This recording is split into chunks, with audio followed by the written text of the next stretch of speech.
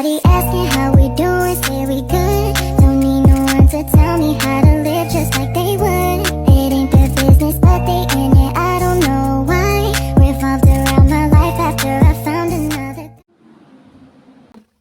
Hai guys, jadi kita sekarang mau melanjutkan pembahasan yang kemarin tentang konseling krisis.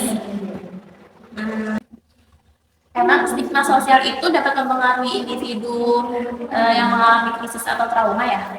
Iya, soalnya tuh kan stigma itu mempunyai kekuatan untuk membuat orang tuh merasa bersalah atas hal-hal yang berada di luar kendali mereka. Jadi orang yang mempunyai penyakit mental kan dia nggak pengen kan dia punya penyakit itu kan, tapi dia jadi merasa bersalah gitu loh. Jadi karena orang-orang tuh menganggap dia itu buruk gitu. Stigma sosial itu kan artinya kayak pandangan orang terhadap dia yang sudah membekas kalau misalnya penyakit mental itu sesuatu yang aib gitu, sesuatu yang buruk gitu. Jadi bagi orang-orang yang sedang berjuang untuk kesehatan mentalnya, penilaian dan sikap negatif yang mereka rasakan dari teman-teman tuh, dari keluarga atau bahkan yang keluarga sendiri tuh kadang kan ini ya memberi penilaian buruk terhadap dia kan. Jadi menghalangi mereka untuk mencari pengobatan itu jadinya berpengaruh banget sama individu itu yang sedang mengalami penyakit mental atau dia sedang dalam keadaan krisis atau trauma. Soalnya kan individu yang kena krisis trauma kan butuh dukungan gitu ya. Karena penilaian negatif, apalagi dianggap aib atau dianggap buruk itu kan seharusnya dia didukung untuk sembuh gitu kan. Terus apa yang bisa kita lakukan untuk mengurangi stigma itu? Jadi anak kemarin cari itu ada 3 ya. Yang pertama tuh mendorong kesetaraan kesehatan. Jadi kalau misalnya kita dengar atau ada yang curhat ke kita, dia sedang berusaha untuk menghilangkan kesehatan mental, dia bikin sakit mental tuh ya, terus itu pengen menghilangkan itu, maka berikan dukungan dia, dorong dia untuk mendapatkan bantuan. Jadi kalau misalnya ada orang yang bercerita kepada kita, berarti kita tuh harusnya beri dukungan dia, dorong dia, biar dia tuh dapat bantuan, bukannya malah sakit mental, jadi tambah kena sakit mental ya.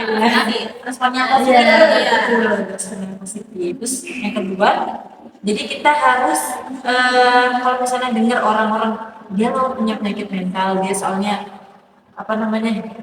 kehidupan masalahnya gini, harusnya kita kalau dengar yang kayak gitu kita harus angkat bicara, kita harus memperbaiki pikiran mereka, penilaian mereka terhadap orang-orang yang kena sakit mental. Jadi bukan membiarkan atau malah ikut menimpali dia tuh gini, memberikan komentar yang negatif. Tapi harusnya kita membenarkan atau memberikan komentar yang positif, memberikan jangan ikut membuat komentar negatif lah gitu, biar orang-orang itu bisa membantu atau mendukung orang yang kena sakit mental atau dalam keadaan krisis itu. Terus yang ketiga, pelajari faktanya. Jadi orang-orang itu kan banyak yang belum tahu tentang sakit mental atau betapa pentingnya kita tuh untuk sembuh dari sakit mental atau kita keluar dari krisis atau trauma itu kan masih dikit ya orang yang tahu. Jadi kita pelajari dan menyebarkan itu. Jadi dalam menghilangkan stigma kita butuh pengetahuan dan kasih sayang.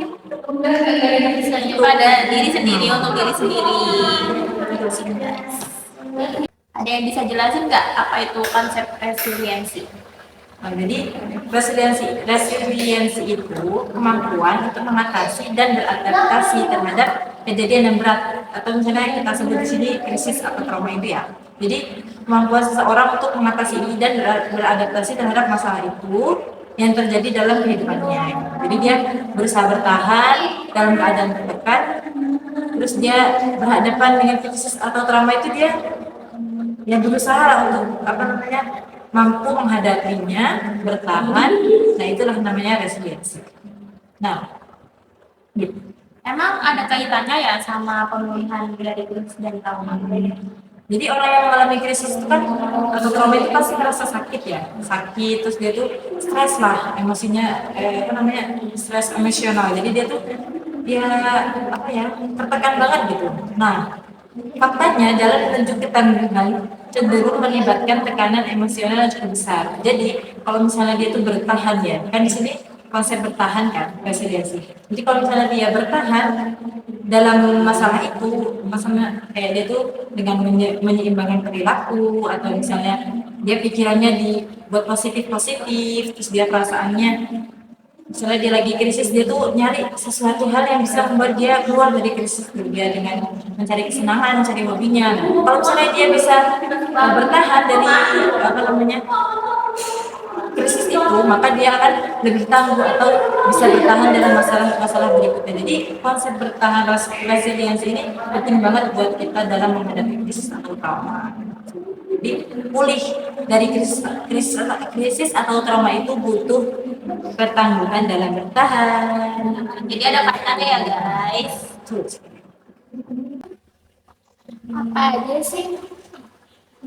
Apa aja sih faktor resiko yang dapat meningkatkan kemungkinan seseorang mengalami krisis atau trauma?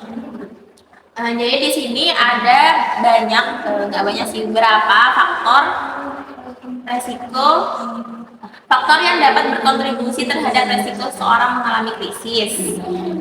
Jadi beberapa faktor resiko krisis kesehatan mental, yang pertama yaitu penggunaan alkohol dan zat adiktif.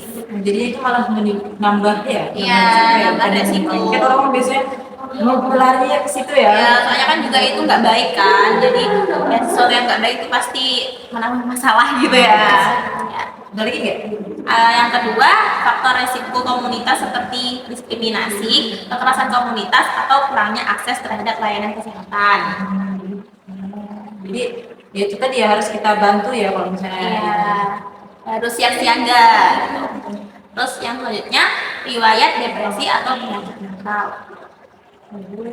dia berarti itu bisa termasuk dalam kondisi krisis ya.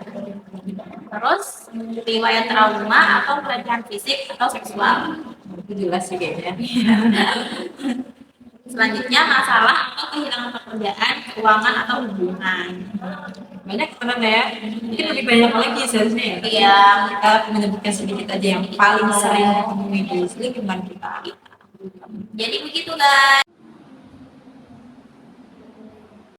Baik, pembahasan berikutnya adalah mengapa penting bagi seorang profesional kesehatan mental untuk mengetahui konsep dasar dari konseling krisis atau konseling trauma.